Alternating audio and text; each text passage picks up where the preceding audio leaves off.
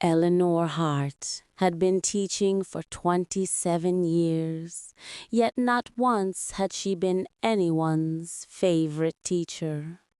She wasn't cruel nor careless, just ordinary. Gray cardigans, coffee gone cold on her desk, papers marked with a red pen. She moved through her students' lives like chalk dust, visible one moment, gone the next. And though she told herself it was enough, some nights she lay awake wondering if her life had truly mattered. It was on one of those long evenings after the school had emptied and the halls had gone silent that she found the notebook. She bent to pick up a paperclip near the radiator, and her fingers brushed something soft and dusty. She pulled it free, an old leather-bound book, cracked and worn, heavier than it looked. Curiosity tugged at her. She opened it. Inside were names, page after page of them, written in a hurried, slanted hand. Some she didn't recognize. Others sent a chill through her. Former students, colleagues, even her neighbor from down the street. Beneath each name was a single line, erased the day he was shoved into the lockers, removed the sting of her mother's cruel remark, changed silence into applause. Eleanor's breath caught. Her eyes froze on one entry. Joshua M., the day he failed the recital, erased, replaced with applause. Her heart stumbled.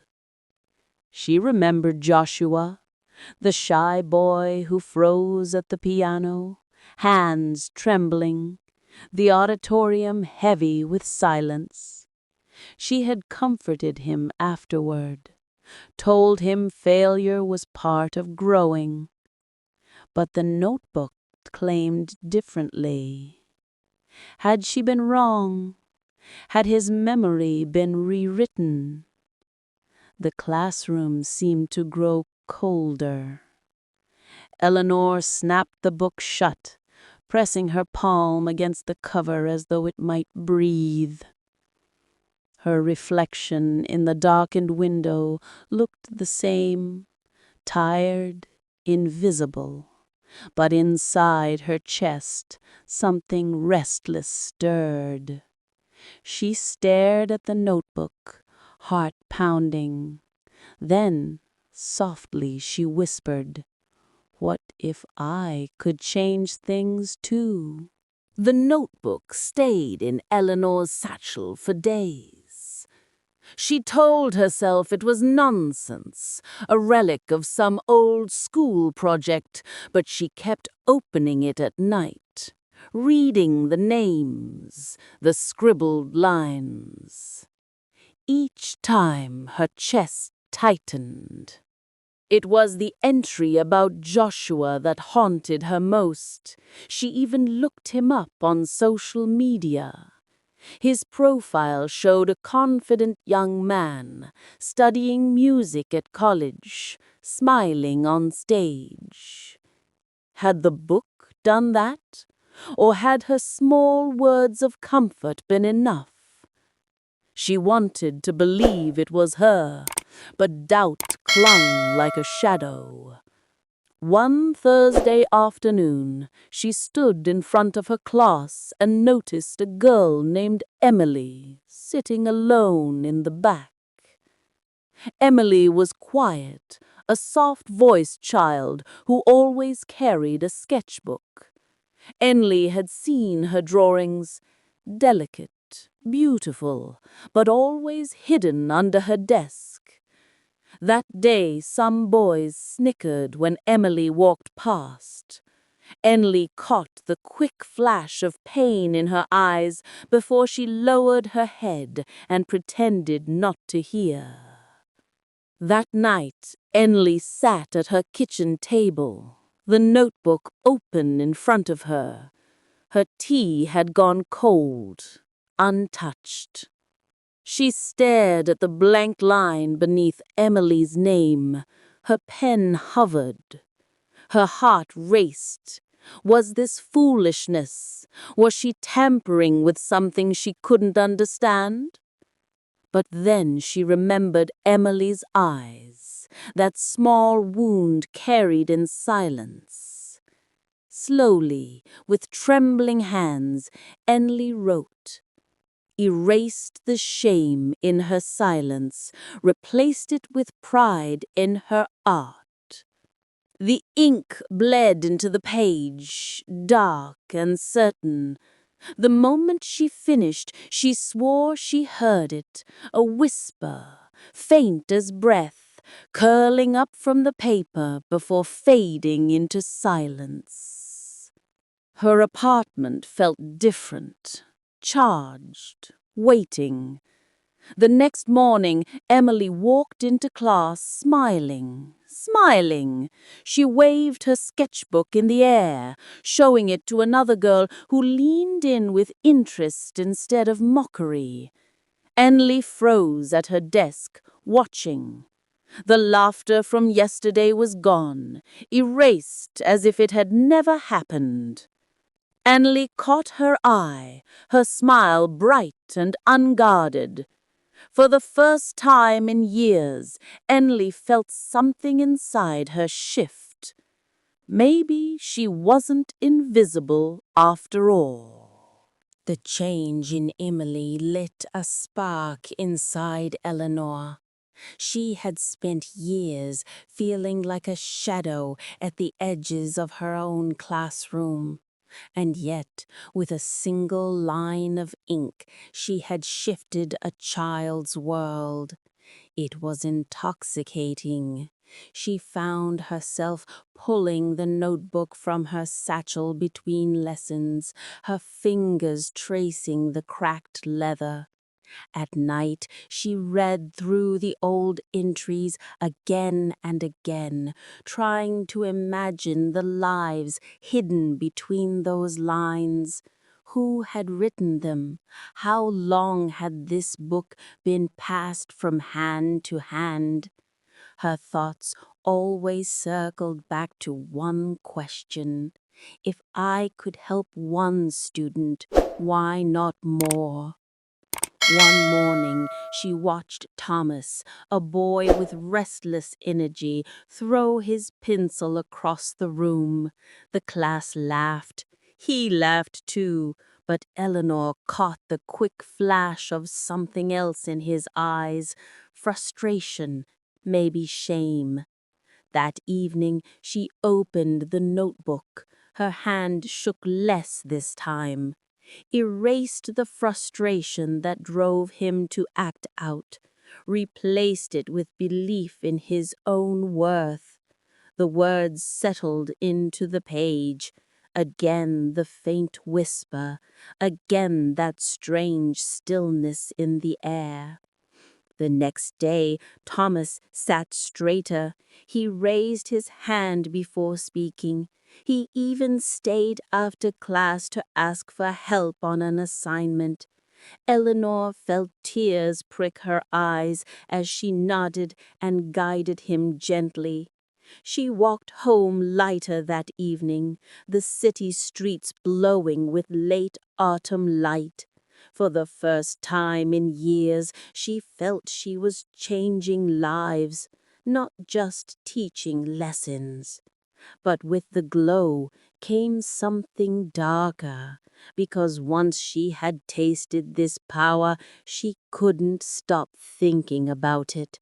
The notebook wasn't just a tool, it was a door, and every time she wrote, that door opened wider. Late one night, staring at her reflection in the kitchen window, Eleanor whispered a truth she had never admitted aloud. "I don't want to be invisible anymore."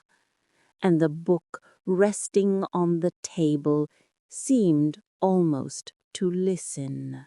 For a while, the notebook felt like a miracle. Emily blossomed, showing her drawings to anyone who asked. Thomas grew calmer, more focused. Even the atmosphere in class seemed lighter. Eleanor walked the halls with a new sense of purpose, her satchel heavy with possibility. But then came Daniel. Daniel was a bright boy, though often overlooked. He stumbled over words when reading aloud, cheeks flushing crimson as the class snickered. Eleanor had always admired his determination. He never gave up, no matter how embarrassed he felt. That night, she stared at his name in the notebook. Her pen hovered. Erased the sting of his mistakes, replaced it with confidence. The ink bled into the page. The whisper returned, softer this time, like a sigh. The next day, Daniel's hand shot up before anyone else's. He read without stammering, voice bold, almost theatrical. The class applauded, and Daniel grinned wide, basking in it. But over the next week, something shifted. He interrupted other students, correcting them sharply. When Emily showed a new drawing, Daniel scoffed, "That's nothing. I could do better." The class laughed at him, not at him this time, but with him, and Daniel liked it too much. Eleanor watched from her desk unsettled. His confidence had grown into arrogance. The boy who once pushed through mistakes with quiet courage now mocked others for theirs. She closed her eyes, guilt pressing down on her chest. She had wanted to help him, to ease his burden.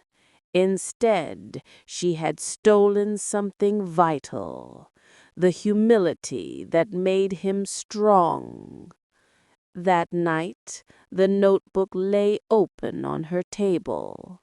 Its pages rustled in the stillness, though no wind touched them. For the first time, Eleanor wondered if the book was not simply granting wishes, but taking something in return.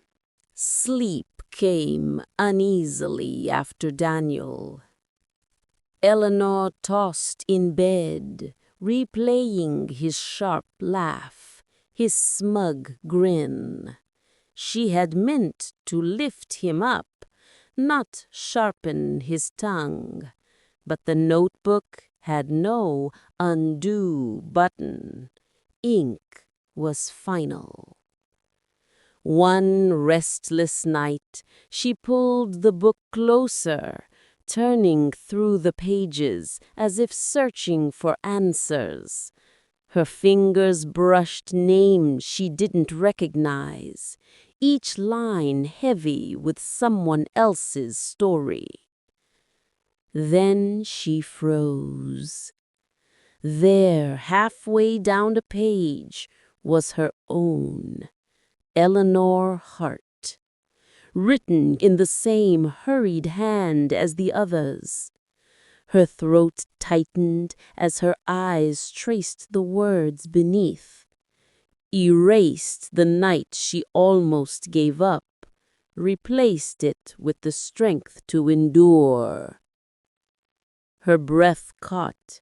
The air in the room seemed to shrink around her. She sat back in her chair, trembling.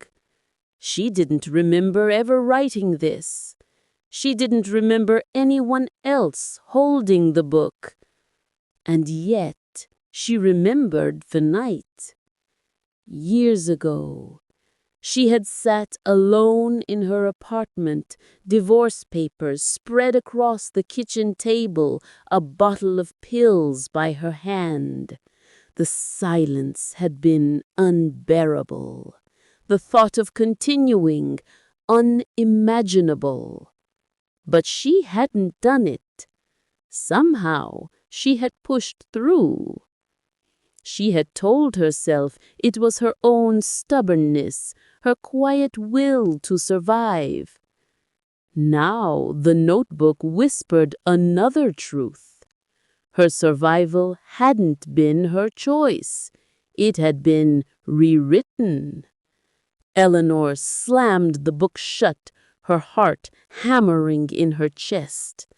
Tears burned her eyes.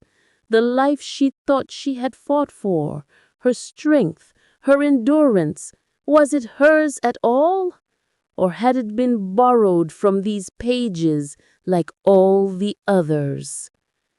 She pressed the notebook to her chest, whispering through clenched teeth, "Why me?" The silence of the room answered back, or maybe not silence at all. Something faint, low, and patient, as though the book was waiting. For days, Eleanor avoided the notebook. She tucked it beneath old lesson plans, tried to drown herself in routine, grading, staff meetings, grocery runs. But no matter what she did, she felt its presence, like a heartbeat beneath the floorboards.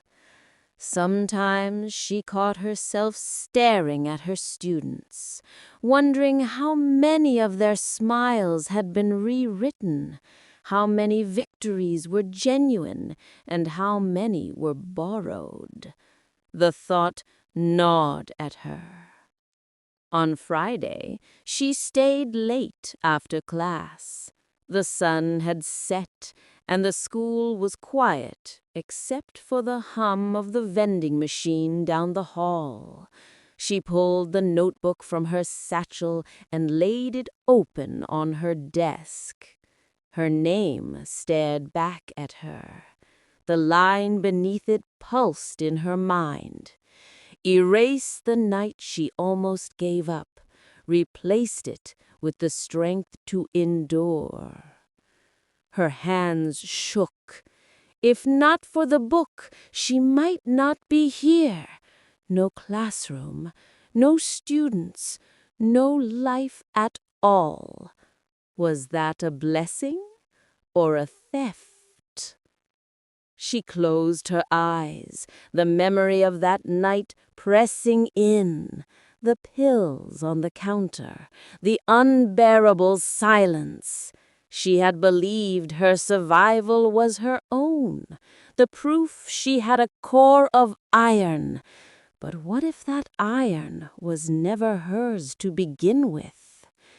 A tear slipped down her cheek. She wanted to hate the book, to throw it into the fire, watch it curl and burn. But then Emily's smile rose in her mind. Thomas's newfound focus, even Daniel, arrogant as he'd become, was no longer invisible. The book had given them something, just as it had given her. Eleanor wiped her eyes and whispered, "If this saved me, maybe it's not a curse. Maybe it's a chance." Her voice wavered, half hope, half plea. The pages fluttered softly, though the air was still, and Eleanor knew, whether by choice or by fate, she was not finished with the book. Not yet. The first sign came at night. Eleanor had left the notebook open on her kitchen table, too weary to close it. Around midnight, she woke to a soft scratching sound, like a pen dragging across paper. She rose, heart thudding, and crept to the kitchen. The book's pages fluttered on their own, though no wind stirred. Slowly, lines of ink bloomed across the paper, as if written by an invisible hand.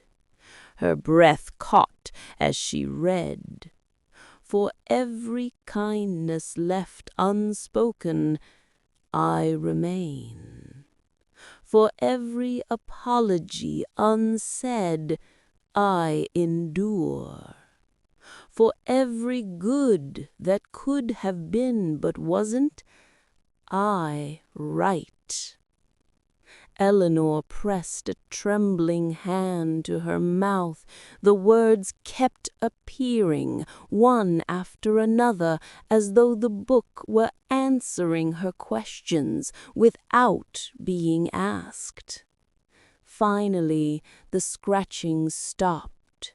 The last line shone wet in the dim light. I am the book of unfinished kindness. She sank into a chair, her knees weak. Unfinished kindness. Images flooded her mind, times she had held her tongue when she should have spoken, when she had walked past someone hurting because she was too tired, too busy, too afraid. She thought of others, too. Moments she had witnessed when people hesitated, faltered, and never offered the words that might have changed a life. Was that what this book was? A vessel for all those moments, the weight of every good deed that had been left undone. Her chest ached as she whispered into the stillness, "Is that why you saved me?" The ink on the page shifted, forming a single reply. Because someone once meant to, but did not. Tears blurred her vision. She realized then her endurance, her survival, had not been born of her own strength. It had been borrowed from a kindness that was never given. She shut the book, holding it tight to her chest. It wasn't magic, really. It was memory rewritten, wounds patched with words that should have been spoken, but never were. And now the choice was hers, to keep rewriting the world's forgotten kindness or to step into it herself. The next morning, Eleanor walked into her classroom with the notebook heavy in her bag. She didn't open it. Instead, she watched. She watched the way Emily leaned over her sketchbook, hesitant to share despite her new confidence. She watched Daniel smirk at another student's mistake. She watched Thomas chew his pencil, fighting frustration. Her fingers itched for the book. One line of ink could smooth all of this away. But then a thought struck her. What if she simply acted? When Emily hesitated, Eleanor walked over and said softly, "Your drawings are beautiful, Emily. Would you share one with the class today?" Emily's cheeks flushed, but she nodded, and when she held her paper up, the room was silent until someone whispered, "Wow." This time, it wasn't magic, it was courage encouraged. When Daniel rolled his eyes at a classmate, Eleanor placed a gentle hand on his desk. "Strength doesn't mean being louder than others," she told him. "It means helping them find their voice too." For a moment, his face softened. And when Thomas dropped his pencil with a groan, Eleanor crouched beside him. "You're not failing, Thomas. You're learning. That's harder than giving up." His shoulders eased. By the end of the day, her heart was light, not because the notebook had shifted reality, but because she had. That night, she sat at her kitchen table with the book open in front of her, its pages weighted, blank, expectant. She took up her pen. For the first time, she didn't write a name. Instead, she wrote a single line across the page. "Kindness is not unfinished if we choose to give it now." The ink glowed faintly, then stilled. The pages no longer stirred. The silence felt full, as if the book was satisfied. She closed it gently and slid it onto the shelf. She didn't know if she would ever use it again. Maybe she didn't need to. Because she had finally learned the lesson. Weeks passed. The notebook remained on Eleanor's shelf, gathering dust like any other book.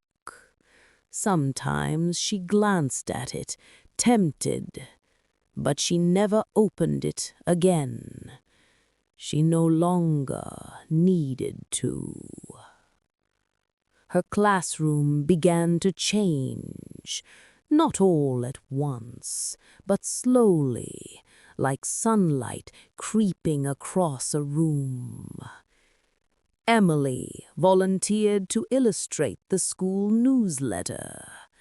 Thomas started tutoring a younger student who struggled the way he once had. Even Daniel, proud and loud, surprised her by defending a classmate from mockery. It wasn't perfect. Children still argued. Mistakes were still made. But now, kindness lingered where silence once ruled.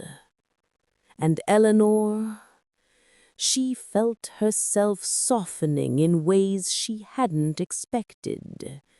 She stayed after class more often, listening when a student needed to talk. She smiled at strangers on her walk home. She called an old friend she had let drift away.